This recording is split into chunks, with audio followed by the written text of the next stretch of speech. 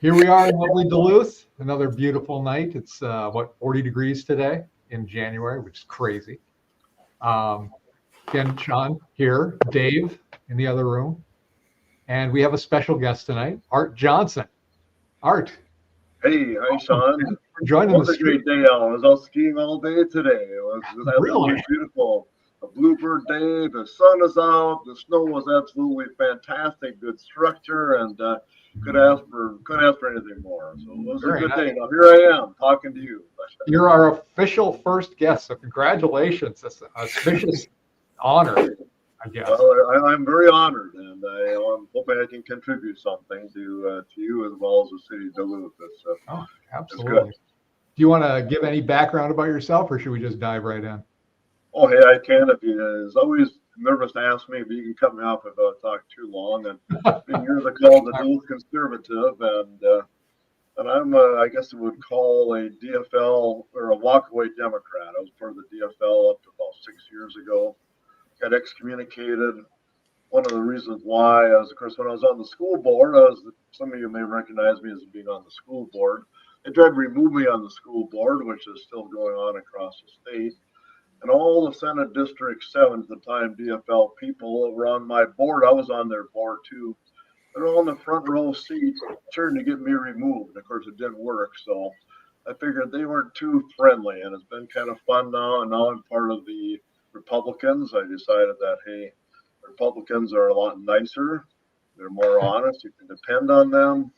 And it's been a good transition for me, but so I can throw you out some of the DFL talking points, which I was part of that. And but hey, it's great to be here, Shawn. Oh, yeah, great. Thank you for talk joining. more about it, and hey, I can talk about schools. I can talk about the Republicans. I'm the treasurer of the local Senate District 8, the Republicans now. So You bring a lot of pretty proud knowledge. of it. So thank you for joining us. So let's see. So we follow a format here, and I think you've seen our one podcast. So now we're really getting into a pattern here because we got the second podcast coming here. So we talk about health and fitness first, just for a little brief thing to get people motivated to get out and get fit, because I think we need people to be more active and losing some weight and getting a little more trim, kind of the way it was when we were growing up. So we'll hit that first, then we'll hit local news, Minnesota news, and then national news. This is pretty freewheeling and loosey-goosey. So if we miss something, we'll come back to it. But I'm going to try to keep it moving so that we have just get through a lot of topics that don't maybe not getting covered in Duluth from the news media here. Because when I was running for Minnesota House last year, I noticed a lot of the things that I was telling people, they had no idea about it. And Dave and I knew, we would talk about it, but when I talked to regular constituents, they didn't know what was going on. They didn't know some of the bills that we're trying to get passed. So that's one of the reasons we're having this podcast. So let's jump into it now, and I won't hold you to this, Art, because you hadn't done this before. But I think I hit the weights one time and ran 3 times since our last podcast. So I do a 5K when I do the run. So I'm about 3.5 or 3.1 miles, somewhere in there.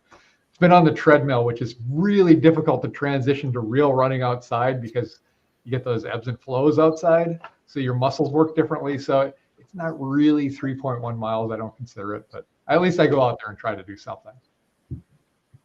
How about you, Dave?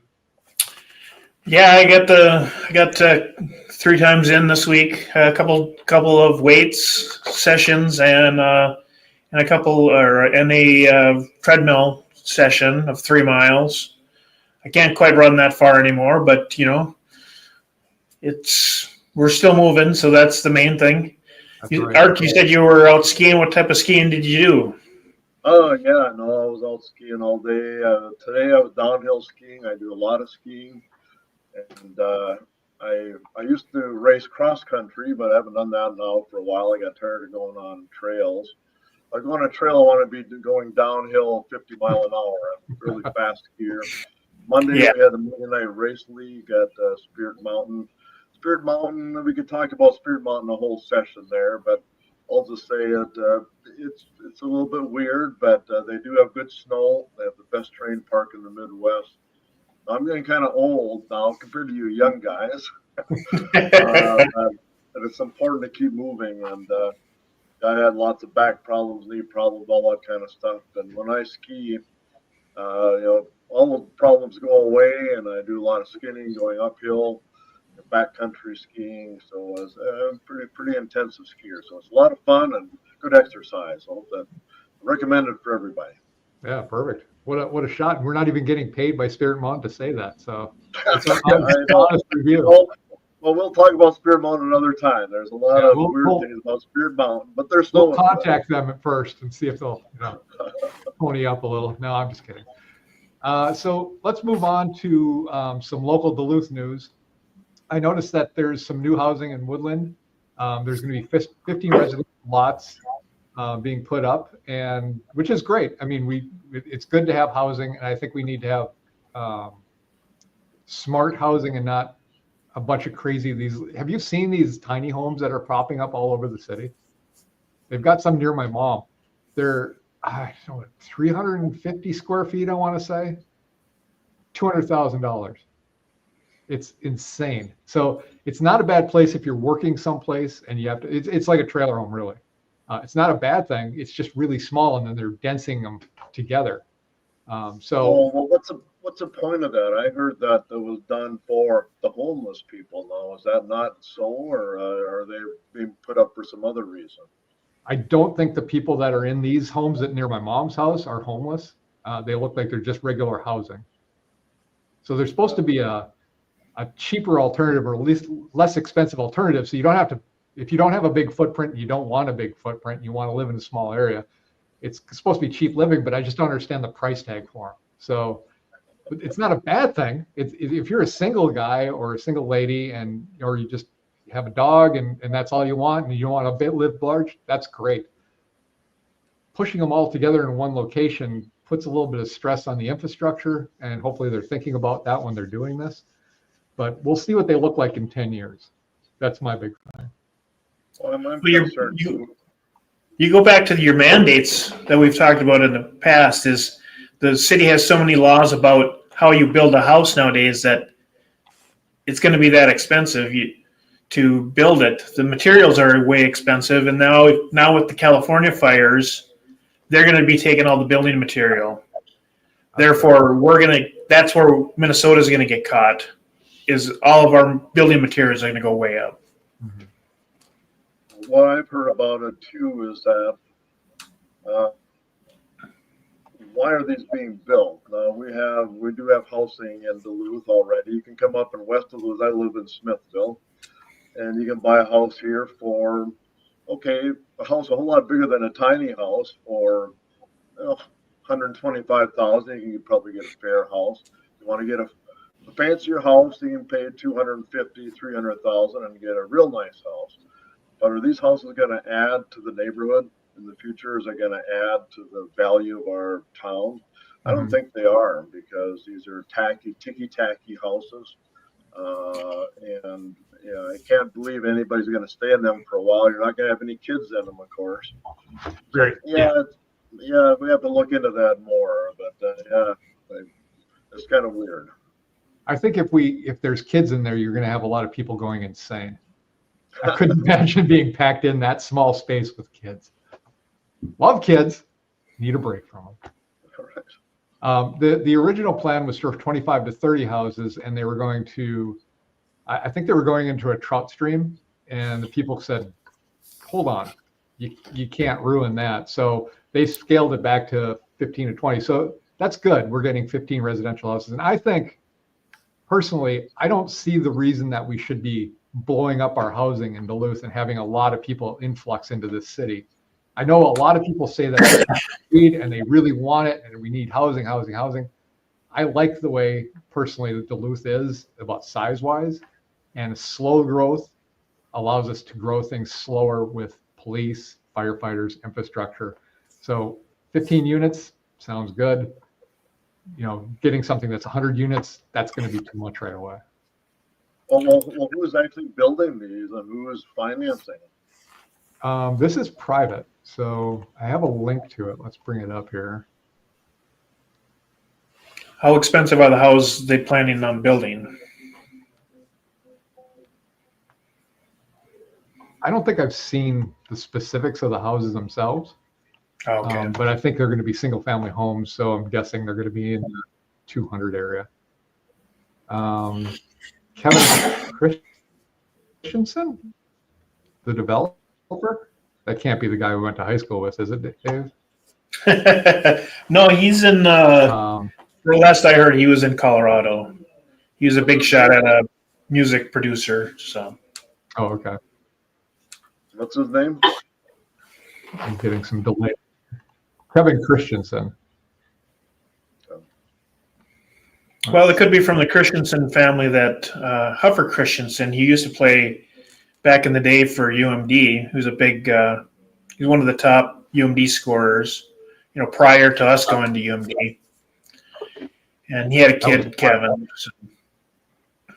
All right. Well, we'll move on from that. I just want to point out that Woodland is getting more housing, and it's a good thing if it's planned right. And it sounds like the neighborhood came together, had some adjustments to it. He made those adjustments, and now it's approved. So that's good. Everybody's getting what they want.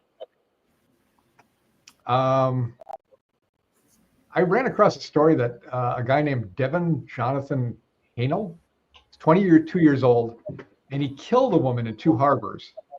And the way he killed her was a guy intentionally giving her fentanyl pills, not just giving her pills that she wanted, but giving her pills that had fentanyl in them that she didn't know about.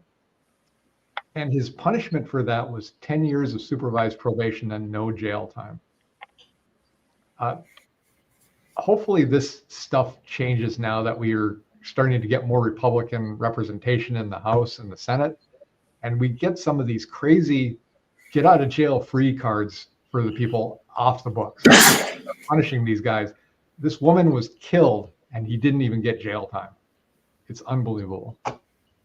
Was this an accidental death from a drug overdose or what?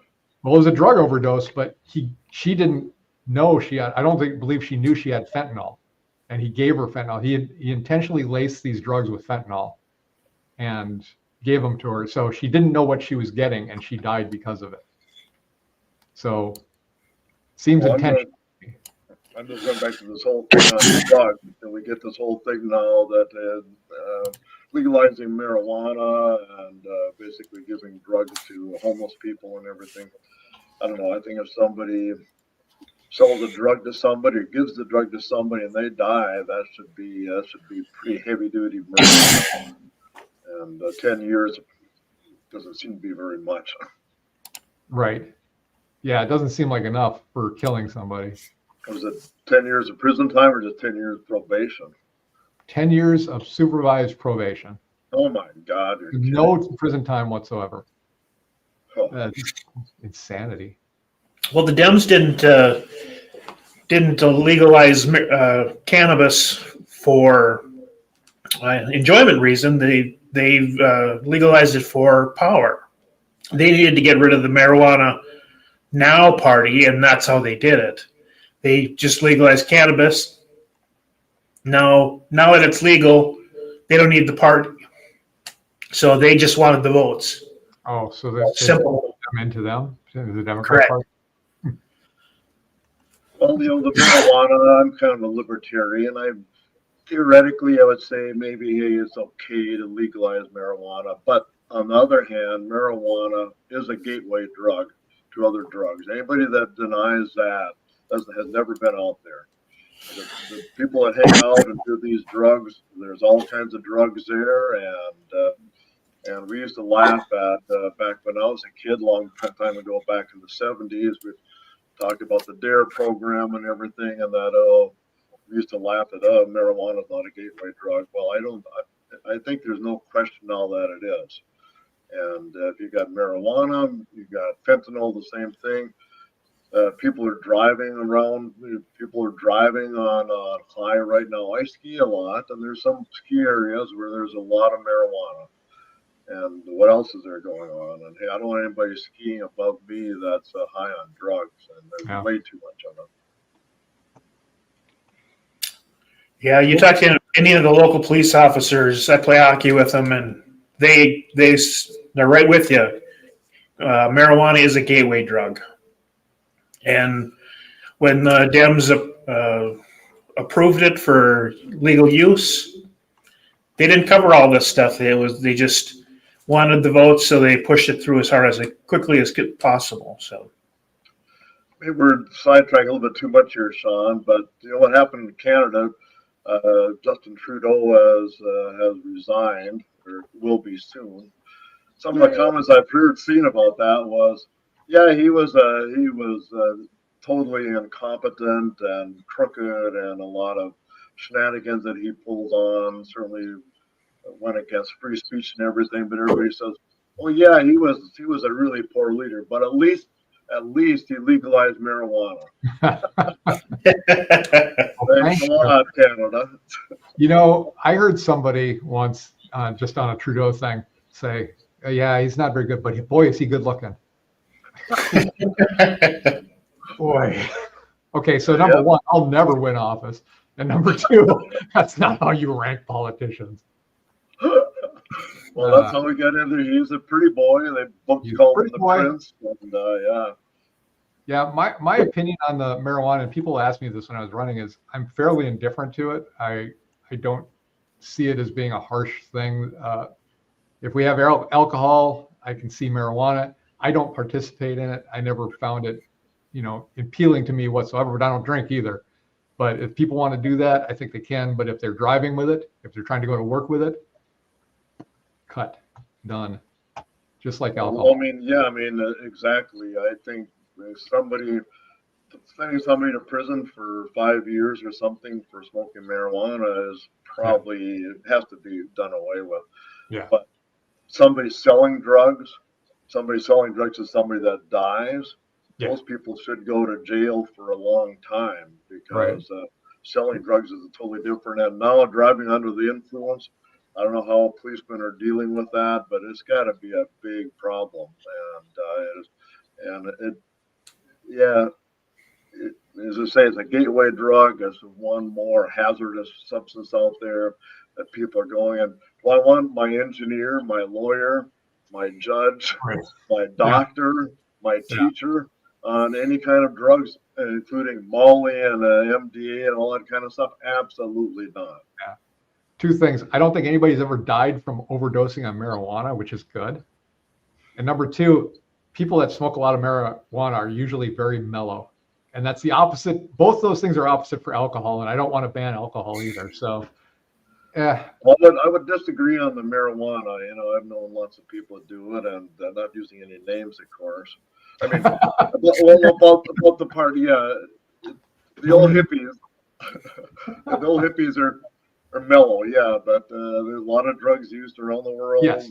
Not so good. So yeah, the other drugs I totally got a problem with, especially fentanyl, which is killing people, and just little bits can do it the first time they use it. All right, let's transition a little bit into Duluth Schools and some Duluth City stuff. So Duluth Schools have got now a new 68,000 square foot facility, the old Duluth News Tribune. I remember when it was the Duluth News, Duluth Herald building, and it was full of printers and reporters and everything. Now those guys are in a closet like down the street from me here. I have 3 people, and one of them is the part-time janitor. But that building it's a big building, and it's been unoccupied for a number of years.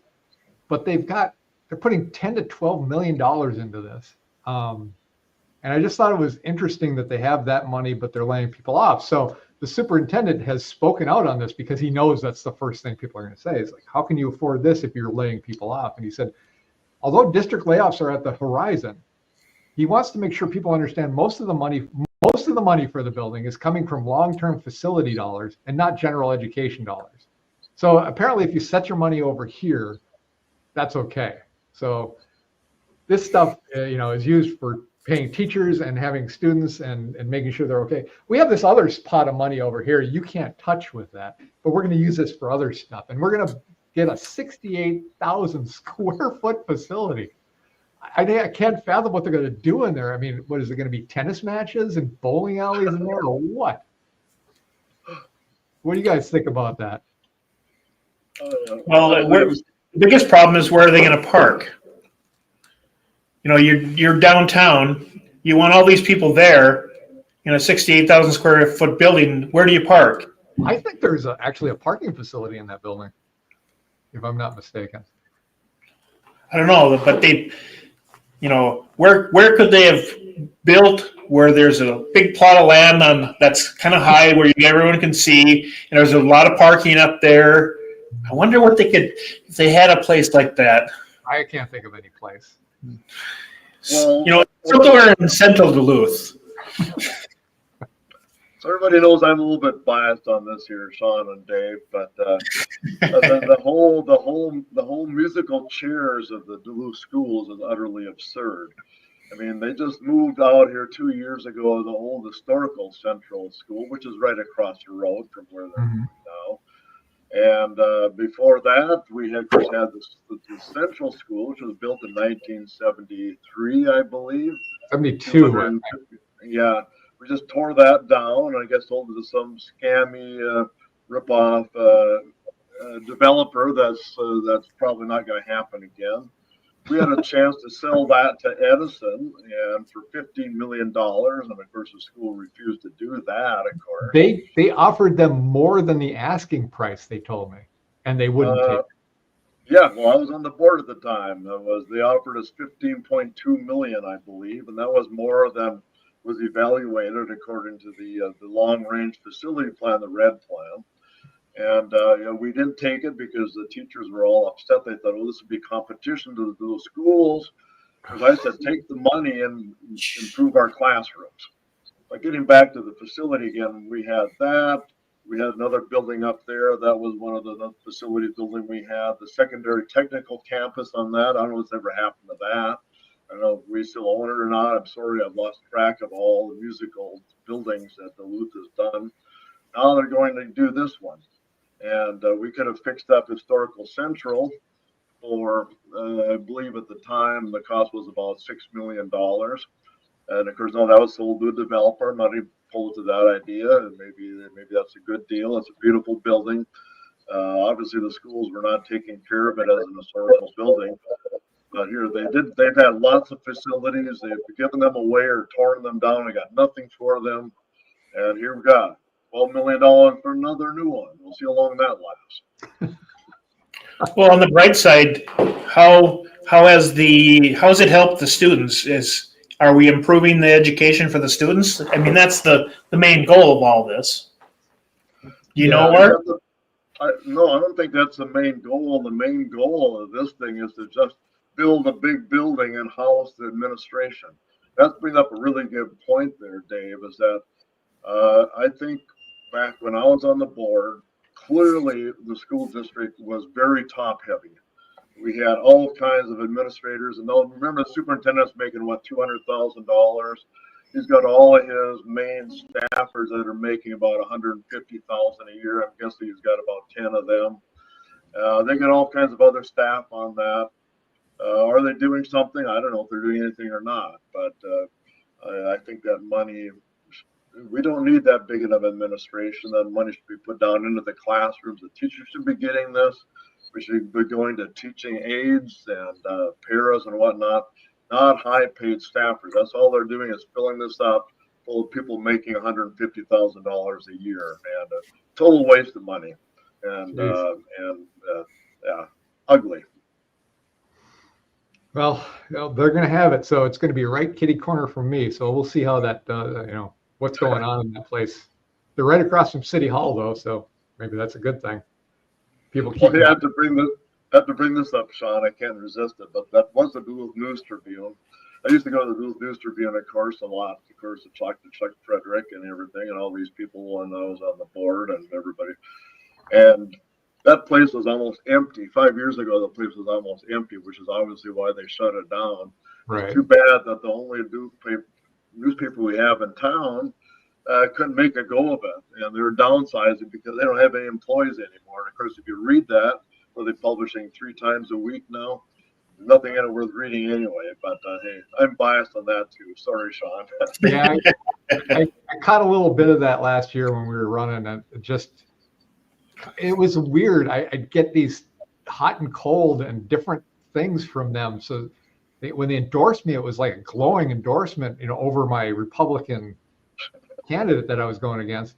And then when it came to the actual election, they endorsed Alicia Kozlowski, which it astounded me with as bad as she was the first 2 years in office. And, who knows what it's going to be like this time. And we'll get to that pretty soon, where it's been 17 days without them showing up for work. But the endorsement was basically not talking about any of her accomplishments, and it boiled down to, yeah, she deserves another 2 years, dang it, with no reasoning behind it. It was fantastic. Well, I hate to be in conspiracy theories here, but getting back to the Duluth News Tribune, they were a major promoter of the Red Plan and all this other kind of stuff the school's done. They have just backed that 100% for the last 15 years. And now I'd have to say that, okay, now the Duluth Schools comes and gives them $12 million to bail them out. I think there's some connection there, and it's kind of ugly. Well, going to our last topic in local news, and speaking of money, Dave kind of turned me on to this tonight. They've appointed a human right and equity officer for Duluth. This is Duluth City Council. Being solidly 5 years behind the times of what everything is going on is showing that these equity officers and DEI officers are racist and not getting the best people, but instead hindering us from having the best people. I was going a little into the money here, and this person will make $92,000 a year plus benefits, and they acquire 8.92 hours of pay per period at 29 days per year of vacation. A full freaking month. And if we already tack on the 2.5 weeks of federal holidays and state holidays now, you're working 10 months out of the year. Figure in a couple of weeks of sick, maybe. I mean, 92 grand to do what? Human rights and equity. It boggles my mind that the city can spend money on things that don't make sense. And that was just at the last city council. They spent a lot of money in the last city council meeting, I'll tell you that. What do you guys think? We need an equity officer, or am I off the reservation here? Well, I think they're trying to counteract what Trump is trying to do. He's trying to turn the U.S. back into a meritocracy where, you work hard, you get benefits from it. And this is completely the opposite of that. So I think they're just fighting back to the way things used to be, instead of, people earning their position. Right. Well, I don't know if this is a new position. The civil rights officer used to be Carl Crawford, and I think that he has got something else. I'm assuming this is kind of replacing him. But what I would say to all this kind of stuff is, how has that helped out the city of Duluth? Right. How has that stopped out systemic racism, if there is such a thing in Duluth, which I would question? And the school district, too, getting back to the school, also has a set of integration specialists, and which basically push the equity thing. And how has that helped our school? Not one iota. The achievement gap is worse than it's ever been. Student achievement is worse than it's ever been. But getting back to the city, what has that done for our city? I don't think it's done anything. Dave, I think you're right. It's just a bunch of virtue signaling by the city. Oh, we got to do this. Nobody knows why, but hey, we got to do it. I mean, we got rid of Aunt Jemima off those syrup bottles. We've got rid of the lady that was on the butter. I mean, didn't that just end all of the racism in America? I mean, wasn't that the end of it? We don't need her anymore. We don't need an equity person because we got rid of Uncle Ben's rice. There's no heritage person who was president of the United States for 8 years, the most powerful person in the world. Yeah. I've always said the funniest thing I thought was, sad way, is that Land O'Lakes removed the Indian but kept the land on the tax. It's just a nice little gut shot for you guys. Well, what an observation, Sean. Right. You're kind of good with the grocery store. Just the land is there. There's Land O'Lakes, but there's no Indian lady on it It was a anymore. native. But, All right, so let's move on to from Duluth news to state news. And then the first thing I want to cover, because I don't think it's getting enough coverage, is we're now, 17 or 18 days into the Minnesota legislative session, and the Democrats are pouting and staying away from the session, so they do not have a quorum, so the Republicans cannot get anything through, simply for the fact that they presented a candidate that he knew was unqualified to go into his position because he didn't live in his district. He got hired, he got elected anyway for some God knows reason. And then he got disqualified. So now they don't have a quorum because the Democrats aren't showing up because they refuse to give one iota of power away. They ran the table the last 2 years. You see all the damage they did. They can't even sit for 2 years and say, we're not in the majority. We want to go here though and present bills and try to get some bipartisan support.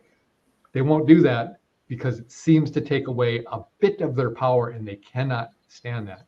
And for me, this is personal in that I ran for this office, and the person that won is not showing up for work. And even worse in your district, Pete Johnston, first time got elected, not showing up for work for over 2 weeks. Now, what happens to you if you don't show up for work for 2 days? You get fired.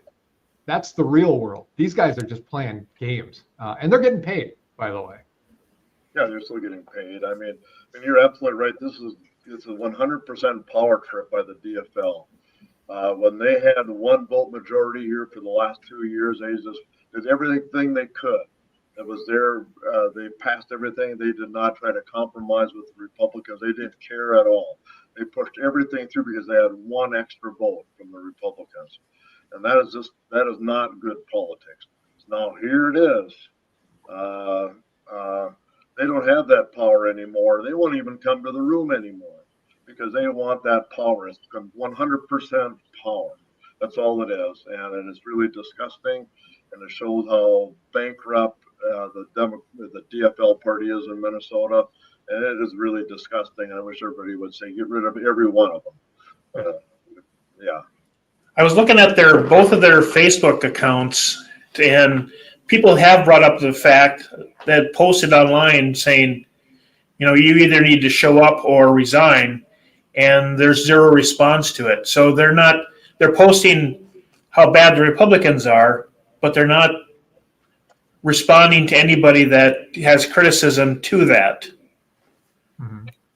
The interesting thing to me too is, now I didn't win office, so I've never been actually in that position, but the Republican Party didn't tell me one thing to do when I was running. And what you're seeing here is the entire contingency of Democrats is listening to their party saying, you can't go in. Not one. All it takes is 1 Democrat to have the backbone to go and show up and represent his district or her district, and the rest of them would show up and it would be over. But not one will toe the line. You're so right, Sean. I mean, the Democrats, there is zero independence there. Zero independence. They only do what they're told. They have no independent thought whatsoever. And they're running our state, and it's really a shame. It is really a shame. Obviously, we're conservatives and Republicans, but just kind of add to that now, Walsh wanted to have a special election. He tried to do it. The Supreme Court said he could not have it. He was trying to do it last week. He said, they have to wait? Was it 90 days or something to have a special election? It was, yeah, it has to be after a certain point, and he was going to have it 2 days ago, I think, January 28th. 28th, correct. So their original plan was to stay out until then, and then they just assume they're going to win that seat, and then it'll be, a plurality then. Well, I think it's going to be at least 2 months now before they can do it, according to the Minnesota Supreme Court. And, the only way to get around this was an interesting theory that I read was that the state legislature can pass a law saying that they don't have to wait for this 2 months. But the Minnesota legislature can't pass a law because they don't have a quorum, thanks to the DFL.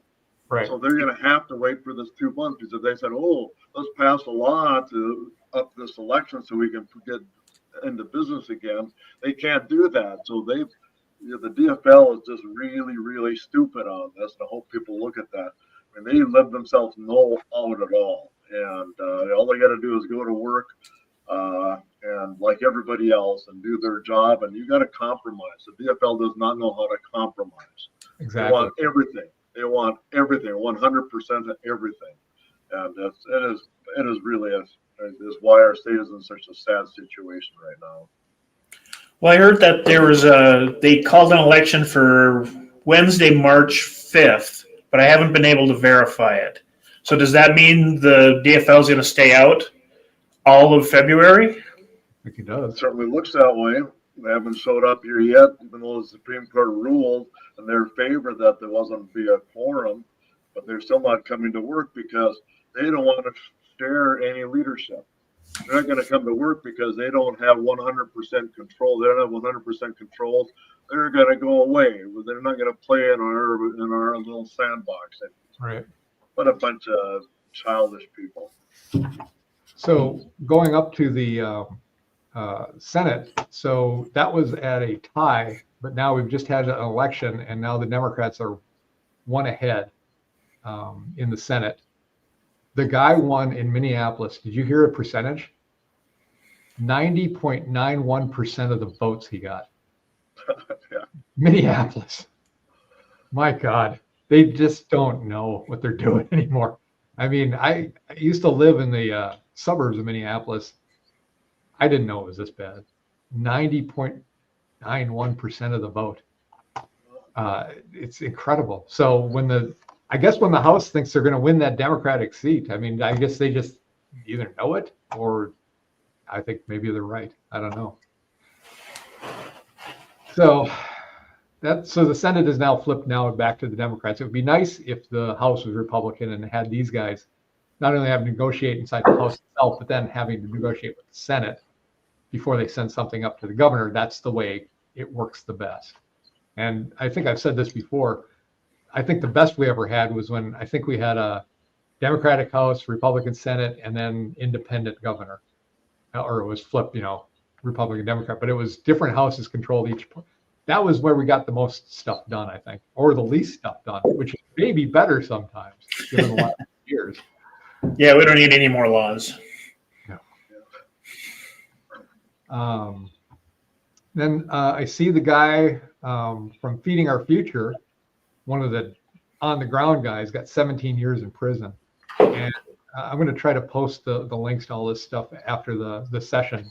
But he was basically defiant. 17 years, hopefully that's 17 full years and not 17 years with probation, serving half the time and then good behavior and he gets out in 2.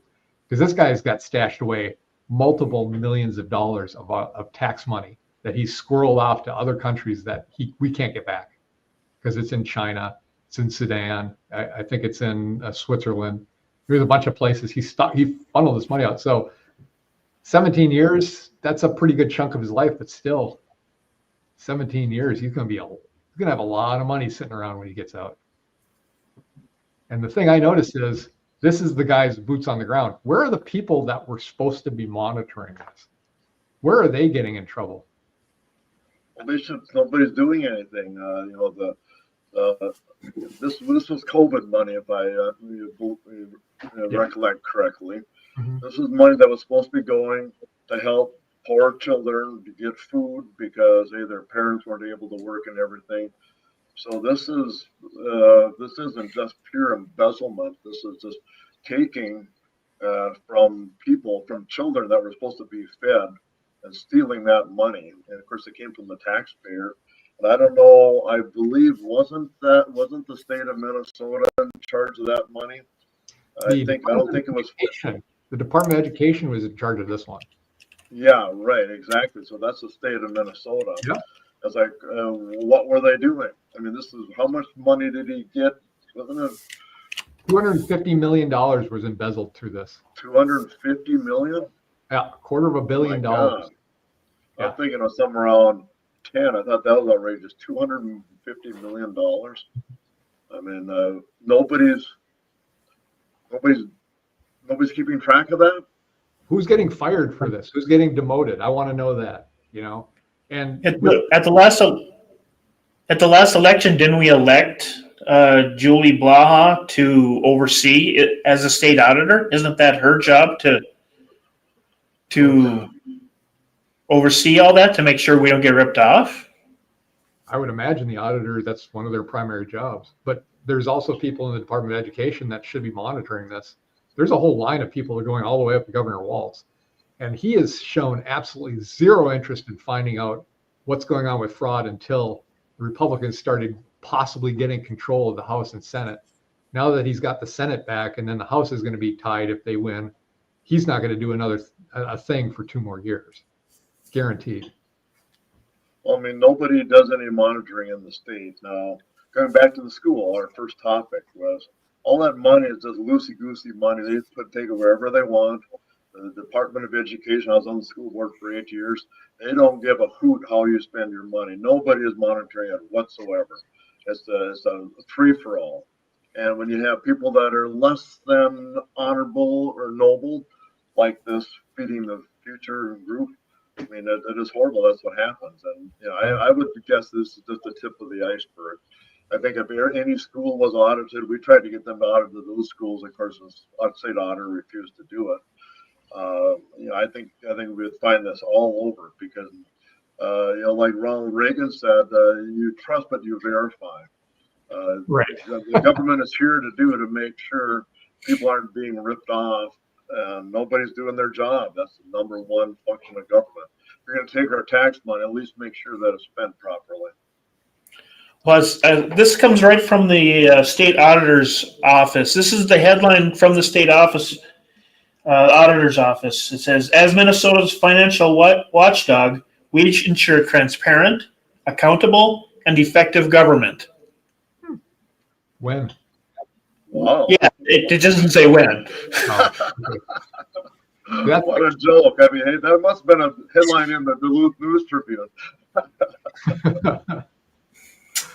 They believed it. Duluth News Tribune believed everything the school told them. So, hey. I'm sorry, but we're going to go back to the schools. Tell me to shut up, Sean. So, this is more Indian headline than it is auditor's office headline. Yeah. Well, we might have some fun news. We might have some fun to watch. Minneapolis mayor, who's running for re-election, said that the city will not cooperate with the ICE, with the immigration enforcement. I hope he thinks he can stand in front of them too, because I've heard very explicitly what happens to people that get in their way. They will be perp walked to jail in federal prison. And I really would like to see that with the Minneapolis mayor. After all the crap he did, he was the mayor during George Floyd. Yeah. He got reelected after George Floyd. Tim Walz got reelected after George Floyd. How? I cannot tell you. But I would love to see this guy try to stand up. He won't, but I'd like to see him try to stand up to ICE. Well, he's not going to, and according to Alpha News, they've already been in Minnesota, and they arrested a couple of a Mexican national convicted of possessing child pornography and a legal immigrant convicted of third-degree sexual conduct with a minor were both arrested by ICE in Minnesota last week, and that's from Alpha News. So they don't need Minneapolis or St. Paul. They're going to get it done regardless of. Yeah. But it's nice to see that they're taking care of business where Frey and St. Paul's mayor ignore the problems that are being created. Oh, Walz too. I mean, wasn't the guy who was the scam artist on was it Feeding the Future we just talked about? Wasn't he an aide for Fry? I believe that he was for a long time. Probably. He was in the administration. Yeah. Well, yeah, I found another one. There's another. Yeah. Headline from the Alpha News is former Mayor Fry's aide pleads guilty in feeding our future scheme ahead of trial. Jesus. Where was Fry? I mean, did Didn't he know that he had a scumbag for an employee? Obviously he didn't, or if he did, he didn't care. So Right. Doesn't care. That's the big part. They don't care. Yeah. Do what you're told. I don't care what you do. But Holman, Tom Holman is the border czar, and he made it very clear. You don't have to help us. Just don't get in our way. So these guys puffing their chest out saying they're not going to help. Doesn't matter. Help us, don't help us. It's coming. And I love it. Over 1,000 deported yesterday. And I would prefer it if they just weren't here, or they self-deported and tried to come back the legal way. I don't want to see people getting raided and pulled out. They shouldn't have come here in the first place. And it's time to go back. It's time to come in here legally. We need the space. We need the health care. We can't afford it. And I actually heard a Mexican reporter lamenting about the millions of people or thousands of people coming back to Mexico going, you can't handle this. No country can handle this influx of people. I think, do you not get what you're saying? We can handle it, but you can't? Is that what you're saying? I don't think so. Yeah, Minnesota District Attorney Keith Ellison, he put out a kind of a hilarious TikTok video. I would look that up too. He was all puffy and strong, and he's not going to help ICE. So we'll see how he looks in handcuffs. No, yeah, please. Well, I mean, I don't understand this. I mean, the whole border thing. We have laws about who can immigrate and who can't. Right. Why have they been ignored for the last 4 years and under Obama, 8 years under Obama? And it's like, why did we ever get into this position? We have to do something about it, folks. We have a crisis on our hand, and just all we are doing is following the law. And Obama deported between 2 and 5 million people during his presidency, but you didn't hear about it then. They didn't. Biden certainly didn't do that. Biden opened the doors and come on in, baby. It's open. Yeah. I mean, who knows? I hate to say that Biden did anything because he didn't look like he knew what day of the week it was. No, Biden did not make one decision the whole time. I mean, it's clear. He had people putting papers in front of him to sign. Who knows if he even signed the papers? Right. Nobody knows. Let's see. Getting back to that, Trump has done more in 2 weeks than Biden even thought about doing in 4 years. So it's nice to see somebody do something that's actually acting like a president here.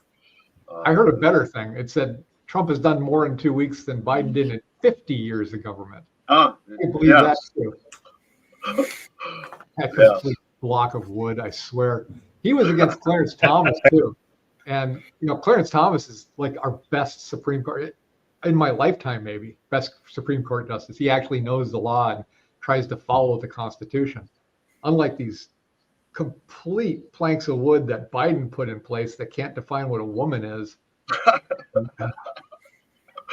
Yeah, I mean, can you believe that?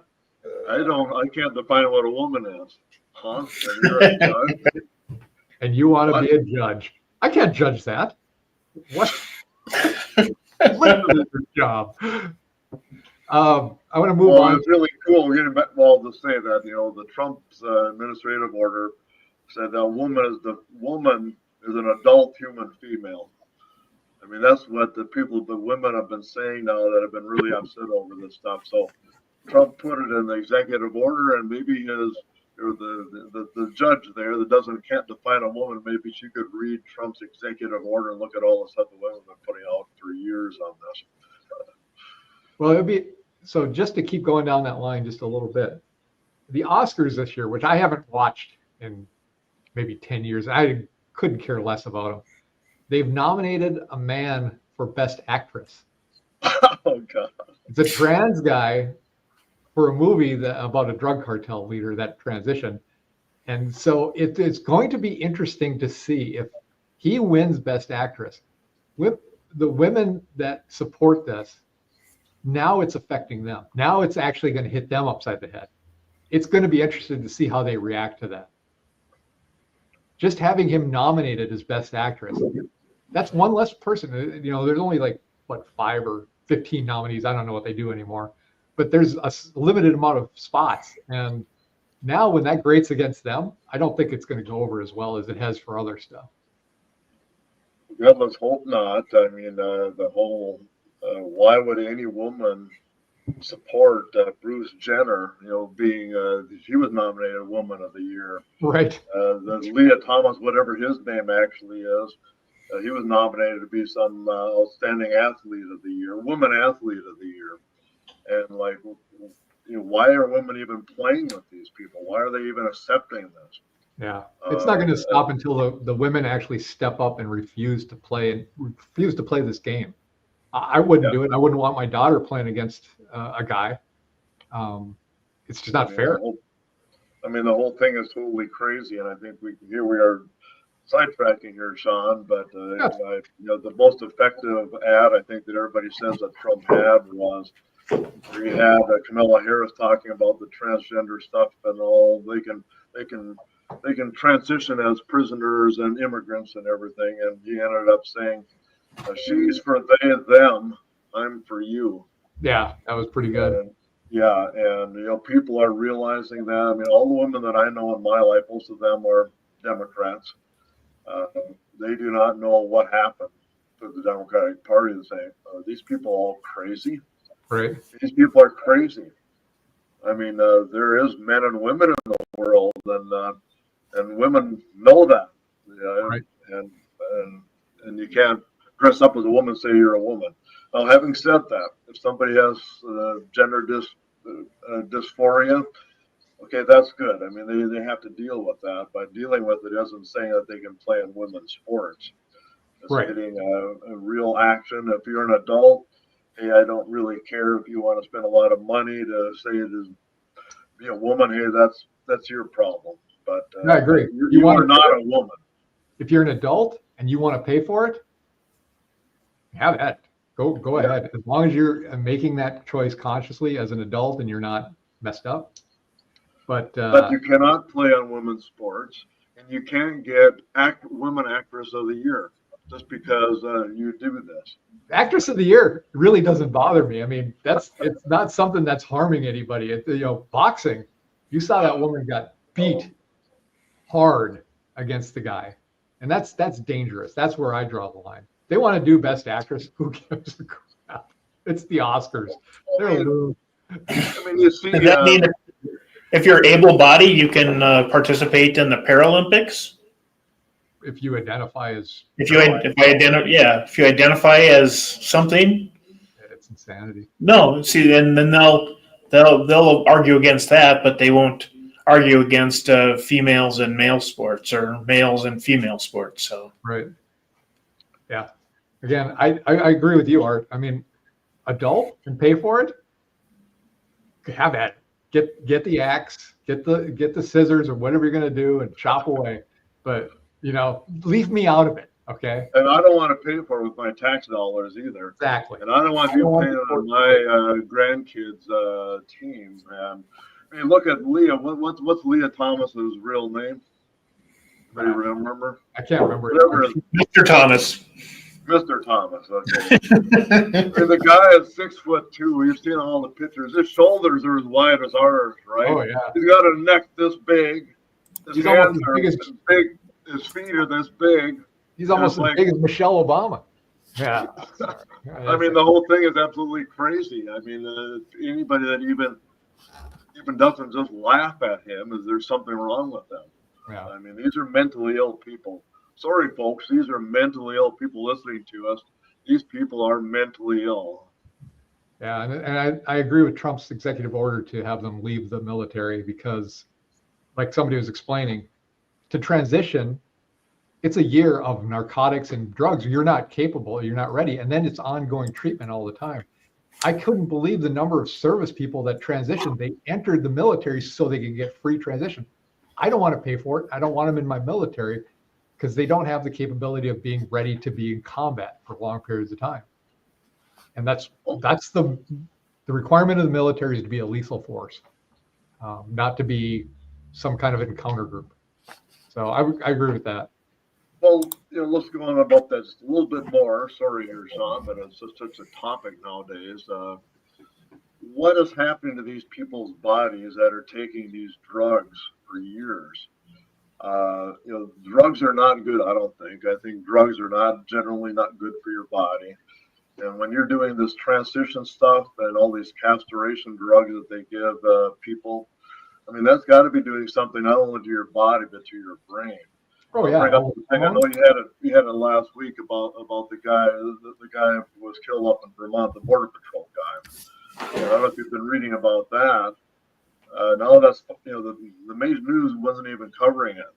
For a while, the major news was saying that he was killed by a male guy. Well, this is a woman. It was a trans male or trans woman, whatever you call them. I don't know which one is which. I can't keep track. And the reliable news is that these were some kind of a trans cult. They had a murder cult that they killed a couple people in California. They killed a couple people in Pennsylvania. They're all connected to that, and nobody's saying anything about it. Now, these people are crazy people, obviously. Now, obviously, I have sympathy for somebody who has gender dysphoria. I want to help them out. But by just giving them drugs and letting them say, hey, go for it here, that is not a way to deal with that issue. Because we see too many of these people doing violent things, like the shooter at that one Christian school. Where was that, in Pennsylvania? This is not an isolated incident. Right. We have to be aware of that. And we have to really think hard, what are we doing as a society to encourage this? Right. We should be discouraging it. Sorry to go on about that, Shawn. It's all right, man. It's all good stuff. Hey, I want to bring up one other thing I thought was funny in a kind of a grim kind of way, but Elon Musk is contemplating suing Tim Waltz because of what he said about him doing a Nazi salute kind of thing. I would just be more than happy if Elon Musk put the full weight against Tim Waltz and got him the heck out of this state. Go back to Nebraska, where the hell you're from, and get out of here, and let's get a competent person to take over this state as governor. Now, I would like it to be a Republican, and I would like them to find somebody who is very qualified to do the job. And not necessarily the party favorite, but somebody who's very good. I have some names in my head right now. They've never run before for governor, but boy, wouldn't it be nice to have a Republican governor who is really a Republican governor, not an Arnie Carlson, not a Tim Pawlenty. Yeah. Honest to God, conservative person running this state for a while would be nice. Yeah, to have a Trump, that actually does what he says and says, or means what he says and does what he means. Right. It's like, it'd be so nice to have somebody like that for a change rather than the mealy mouth people. But yeah, I think it'd be good for Elon Musk. I mean, these are just ridiculous things. The Democrats are so hard up they can pull anything they can out or to get clickbait basically, and to get some more donations that they'll send in to Ken Martin in the DFL in Minnesota. Give us more money.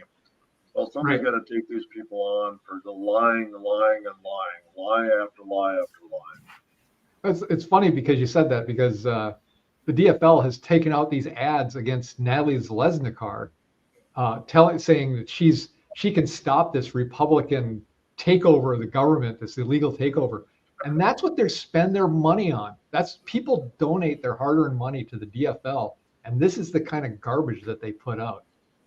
It's baffling to me. So it would be nice to see them have to fight something other than the Minnesota people, Republicans, and see Elon Musk come in here and put the big boot down on them. If nothing more, it would be entertaining. Well, they already showed that they already got film of Walz doing the exact same salute when he was standing right behind Miss Harris. So, he did exactly what Musk did. So how to even contemplate suing is beyond stupid, and he's proven how stupid he is. Yeah. But boiling it down to even the most basic, we talked about this last week. What do they think happens if somebody does a Nazi salute? You do it 3 times, it's like Beetlejuice, and you conjure up Adolf Hitler to come back from the dead, and he's going to start boot stomping all over. It's just a stupid little salute. It's been around for thousands of years. Romans did it. just take it easy a little bit. You know, that wasn't his intention. He wasn't calling up the Third Reich. And for them to pull it and just keep cycling the news for that and January 6th pardon, and that's all they talk about, it's because that's what they're trying to rile their people up with. That's all they got. Well, they just make stuff up. The Democrats just make it up, and the Democrats exist on drama. Let's make drama. And they don't care about rationality. They don't care about science. They don't care about actual journalism. It's just drama. Right. Make everything a drama and make everybody else that we don't like, make them into a horrible person. It's just drama.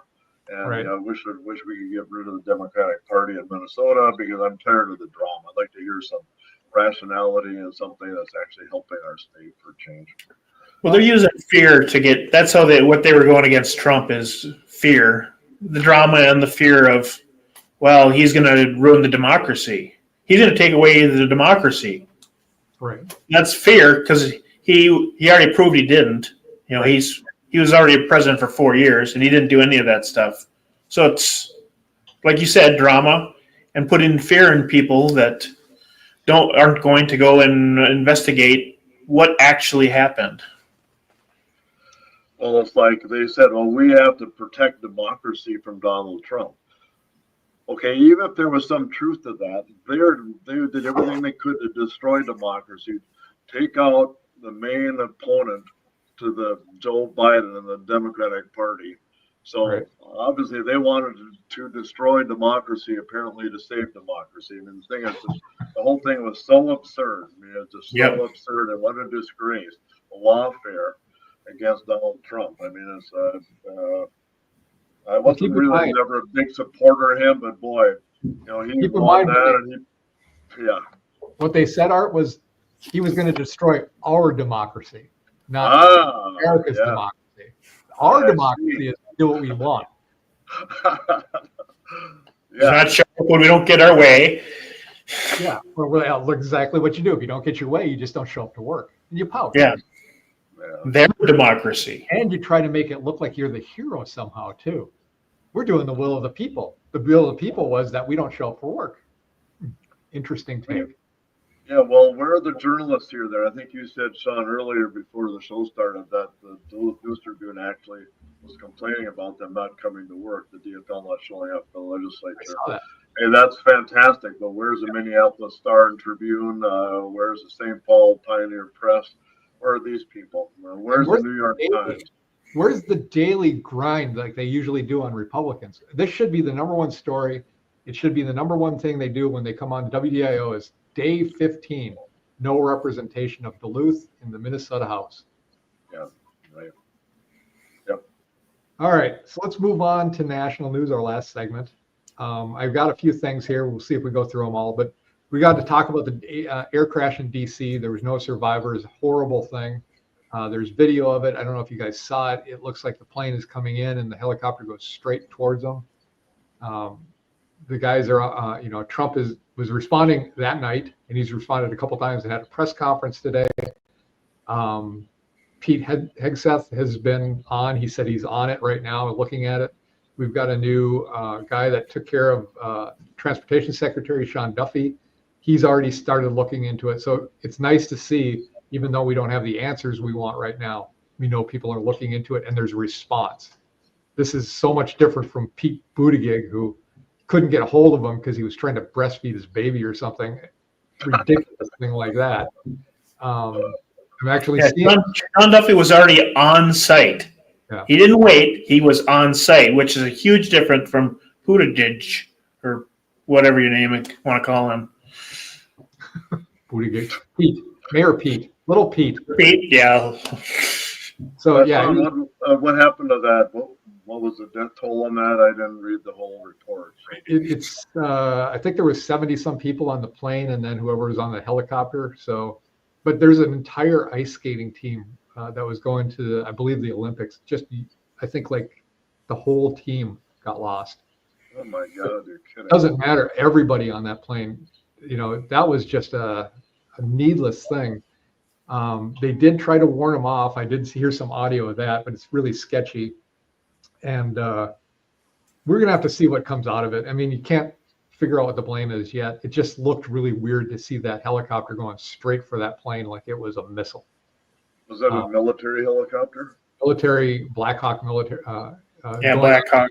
Yep. Doing night training, but by God, well, we got to wait to see what comes out of it. We can't, you can't place blame on this stuff yet. It's just something's wrong. There's no reason. It wasn't two intersecting planes coming in at different locations. It was a catch-up hit in the back of it, it looked like. So hopefully those families find some peace, because that's horrible. And hopefully nobody jumps to conclusions. They actually investigate it before they put out a response. Right. Obviously the media wants an answer now, but it takes time, especially since everything is in the river. You need to take everything out, put it back together, see what's going on, listen to the audio. All the planes and the helicopter have recording devices of what was going on. So, it was bad, but we need to wait and see before anybody comes up with an actual response or cause of what's going on. Yeah, I'm not going to say this is a cause. And like you said, Dave, I agree. We got to figure out what the cause is first. But it brought up some interesting things from the FAA site of their hiring and their diversity and inclusion, another DEI thing. And they were looking they said, the Secretary of Transportation has set a hiring goal of 3% per fiscal year for individuals with targeted severe disabilities for the FAA. Targeted disabilities are those disabilities that the federal government, as matter of policy, has identified for special emphasis in recruiting and hiring. The targeted disabilities are, and I'll read them all off to you, there's like 10. Hearing, total deafness in both ears. Okay, I can see, reasonable. Vision, blind. I can't see something in the FAA for somebody who's blind. Missing extremities. Yeah, I can see that. Partial paralysis. Okay, maybe. Complete paralysis or epilepsy. Probably not somebody I want for the FAA. But the next one is really telling. Severe intellectual disability. They're targeting hiring for people that are severely intellectually disabled. And then the next one is psychiatric disability, and then dwarfism, which I don't think that's a disability. I think that's just a thing. But this is the FAA. So I'm not saying that has anything to do with this crash, but what in God's name are you doing with this hiring policy? You should be getting the best and brightest for the FAA. These people are under severe pressure all the time. They have to keep up track of apparently the person that was doing the air traffic control was doing the job of 2 people last night because they're understaffed. But it just really points out what DEI does to a system.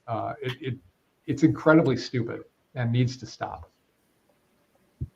Or did you guys want to have somebody with severe intellectual disabilities running your plane? Because I don't. Well, I mean, that's what the DFL is. So, most of the severe intellectual are already occupied. They're running the DFL. They run Camilla's campaign, stuff like that. So most of those are already got something to do. I just realized, and I'll put a graphic up of this.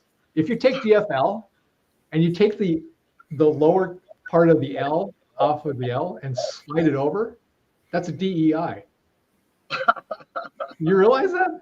That's weird, man. I didn't know that.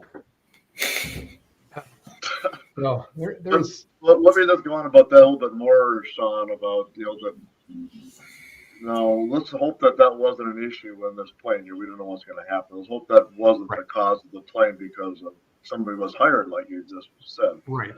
But I worked in the federal government for 20 years, and this is a major burden on agencies. They have to go through. They get the 3%. That sounds like a minor number. That means every person they hire that has to be scrutinized. It has to go through the uppers up there to see, are we going to hire this person or not? So it's much more draconian impact than it sounds like, because HR is just completely centered in on that 3% people. And it does take a lot of time and it takes a lot of effort, and it keeps people from being hired, period, because it's such a long, onerous process. Right. And they don't dare do anything wrong, and it's time that ends. It only takes one person to screw up a team, and you're mandating a minimum of 3% of your team has severe problems. That just creates chaos into a system. That whole thing, and Pete Hegseth said this today. Diversity is our strength is the stupidest thing he's ever heard for the military, at least. Unity and conformity is what they need for a military to actually act effectively. Diversity is counterproductive to any kind of fighting unit. And I found that for my where I work too. It's not the diversity of the person, it's diversity of talent. So I can see it working for a marketing group. It doesn't work for things like the FAA, where that's not a goal. A goal is competence, merit, like you were saying, Dave.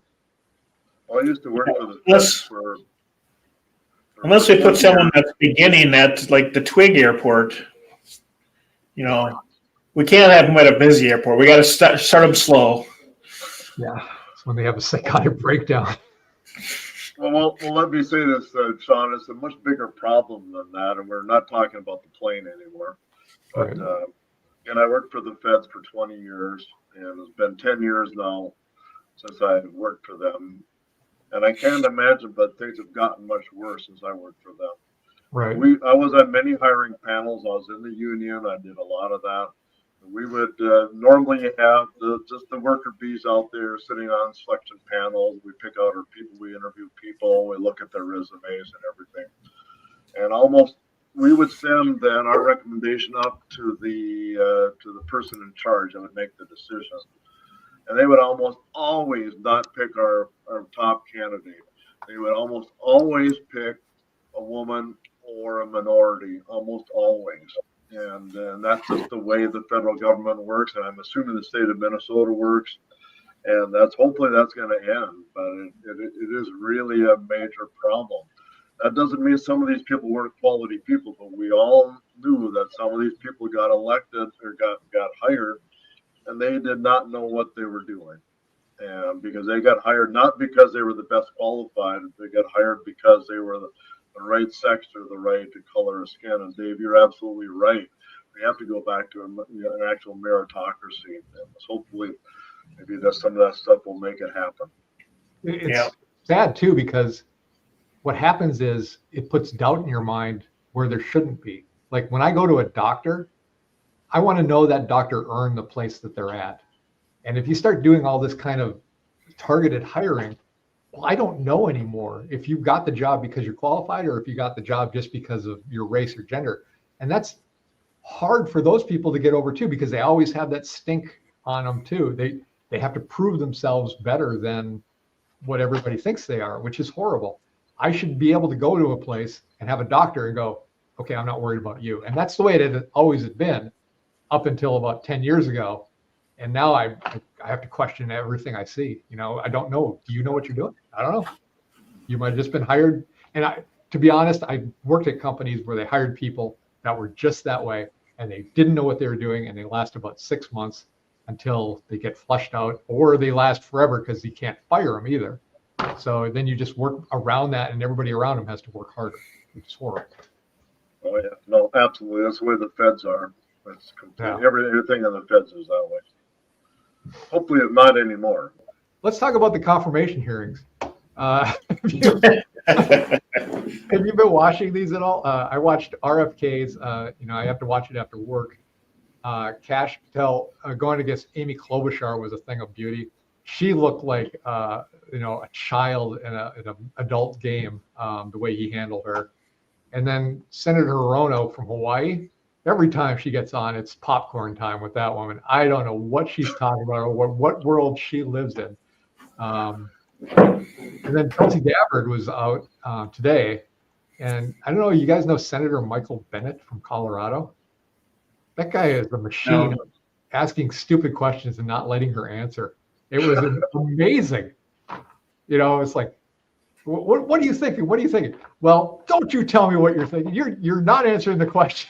It's crazy watching this stuff. The even funnier part was, though, I was watching the confirmation on the FAA pick for Biden. Did you ever hear about this guy? I think his name was Johnston. The guy was asking him basic questions about aviation. He had absolutely no idea. Absolutely no idea about aviation. He's like, I'm not a pilot. Well, you kind of got to know this stuff for FAA. No, you don't. And he got approved. These confirmation hearings are a blast to watch. If you like, they ask questions like the following. So, Art, you're trying to get confirmed. I'm a senator. Everything Trump is doing is bad. I hate him. I hate everything his policies are. You're not qualified to do your job. What do you say about that? Stop talking. You're not answering the question. I'm going to move on.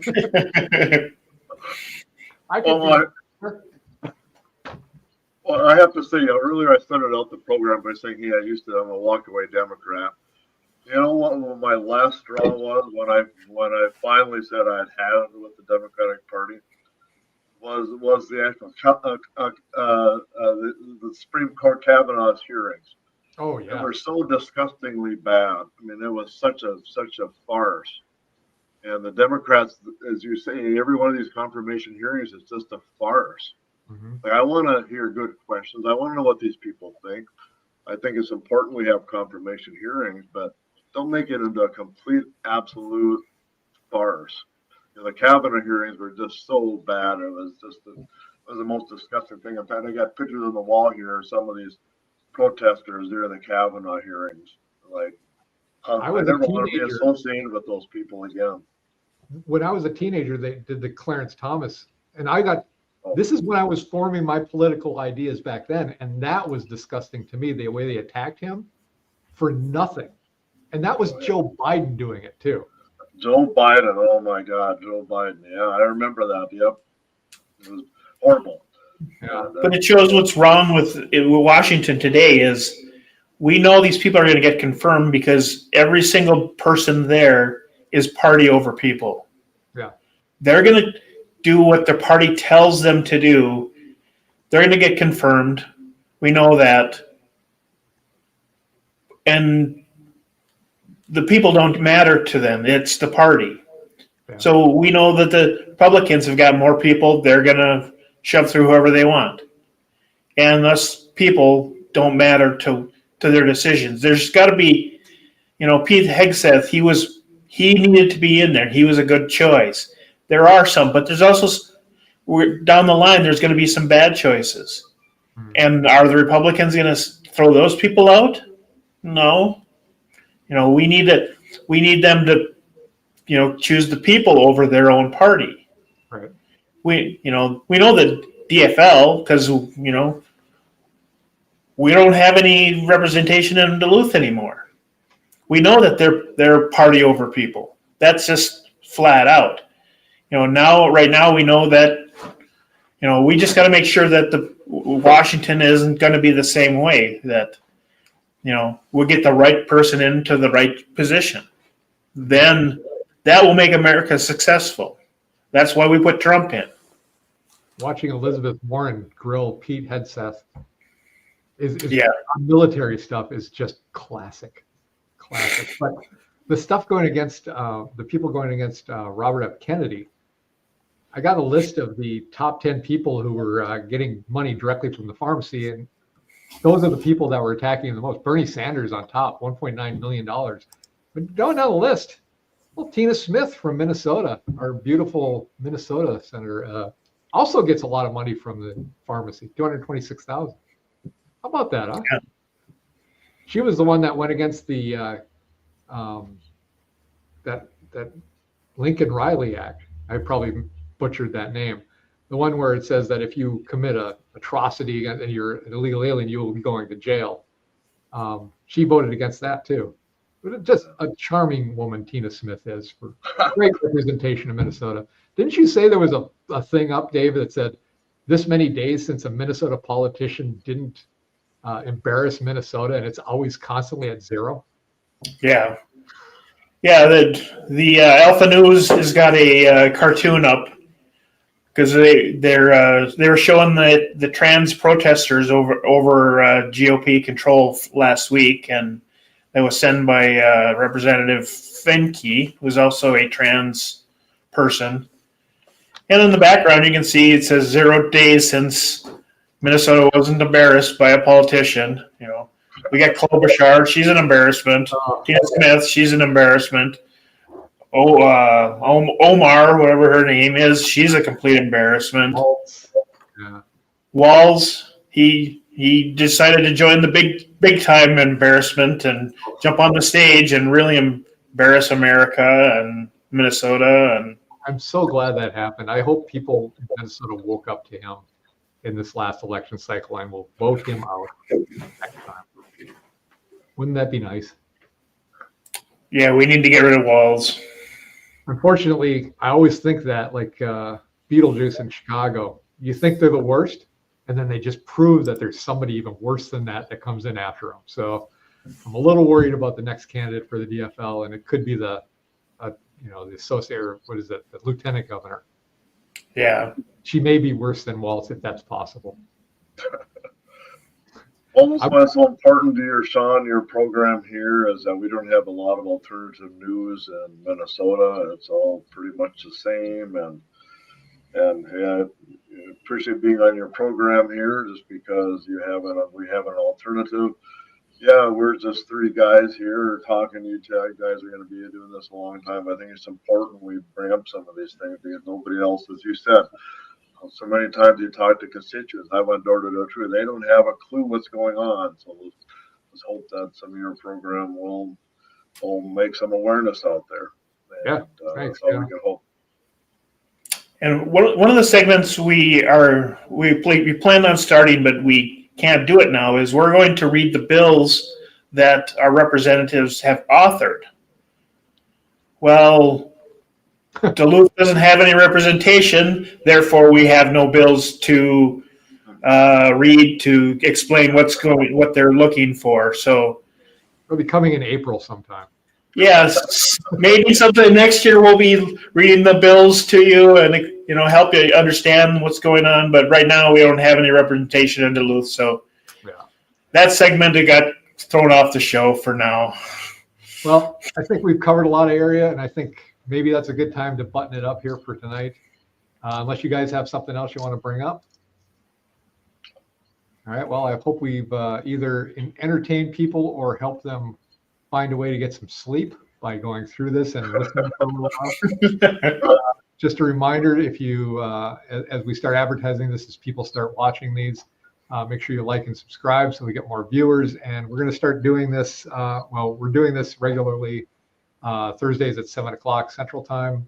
And we'll thank you, Art. Thanks, Dave. Yep. Thanks, Art, for coming. Thanks for the invitation, and I'll be glad to come back in the future there if you want me. So, all right. Thanks, guys. Thanks. See ya. Thanks.